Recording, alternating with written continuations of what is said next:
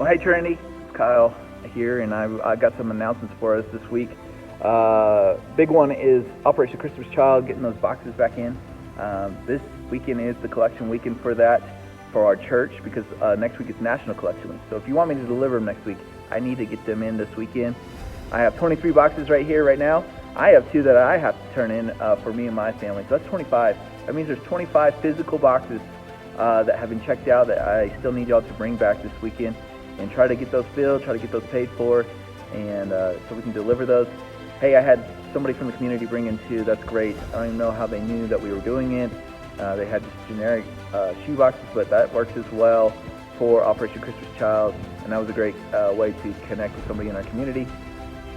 Anyways, and then also online, 3 of you have done that. So you have till Saturday to build them online if you feel like you need to do that, or you don't have a physical box.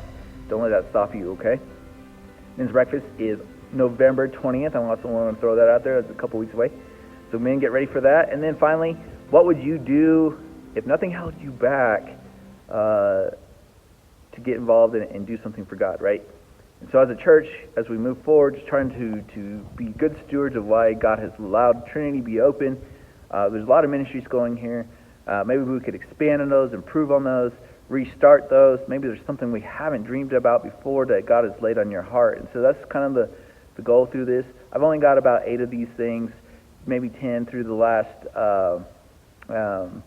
since the special service. So y'all keep sticking on this. The box is back there, and it's going to continue to be back here, especially through this series of Why the Church, right? There's a purpose for these things, and maybe there's a dream and a goal and a vision that comes out of this, that God is leading us as a church to get involved, and for people in our church to have passion to help.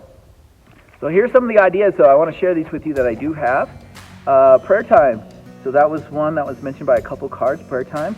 I'll expand on that, but maybe a prayer ministry or those things. I know a lot of our Bible study, especially Wednesday night, does that. So if you're not involved with that, get involved. But maybe there is something here that we need to continue to brainstorm.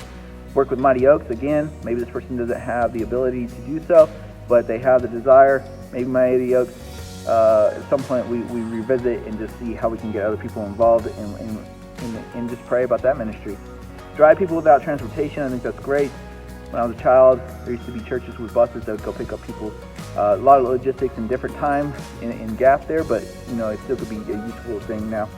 Set up a mother's group to meet on a regular basis and fellowship with one another.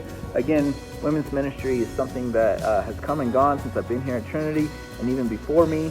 Again, I think it's important that maybe some way, somehow we keep praying about that, and that God would open those doors for women to help each other. And that may just mean, hey guys, we got to help watch the kids sometimes. Set up a marriage ministry. Again, before COVID, there was kind of one. Organize married couples events, share struggles, provide support. Again, it may be something we need to revisit because, guys, marriage is challenging at times. To have a children's ministry and workers properly divided children by their age groups. This is a big dream, right?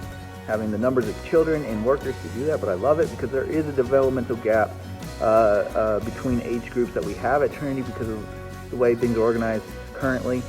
But hey, big dreams, and I would expand this, throw my card in here on this. The youth group could benefit from that as well. We've had a good group since October 2020 with the restart, but again, there's developmental things from middle school to high school that could be expanded on and probably done better. To provide prepped meals for the homeless or people in our church and funerals. So that was something that I came across on my vacation as well. A ministry that has meals already provided in case somebody had a surgery, lost their job, funerals, those kind of things. Kind of like Mighty Oaks, but a little different. And I came across a freezer that a restaurant was getting rid of. I had my Versa and missed the opportunity, right? Possibly, but I think that's a good dream too. Again, maybe revisiting some of the prep meals, and on a week where Mighty Oaks struggles, hey, we just grab a whole bunch of casseroles that are already made and warm them up and take them. So these are good dreams. I pray that everyone will continue on that. I'm going to keep praying over this list, and let's just see what comes out of this with God and where He might direct us.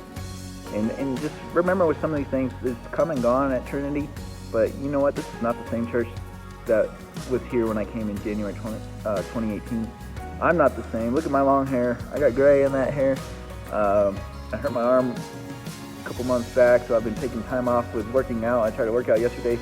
I've never been 39 and out of shape like I was yesterday, and so things change, and sometimes it's hard to get back. So, but we can do that, and we just pray with God that He help us. Y'all take care. I'll see y'all Sunday, and thanks for everything y'all do. Bye-bye.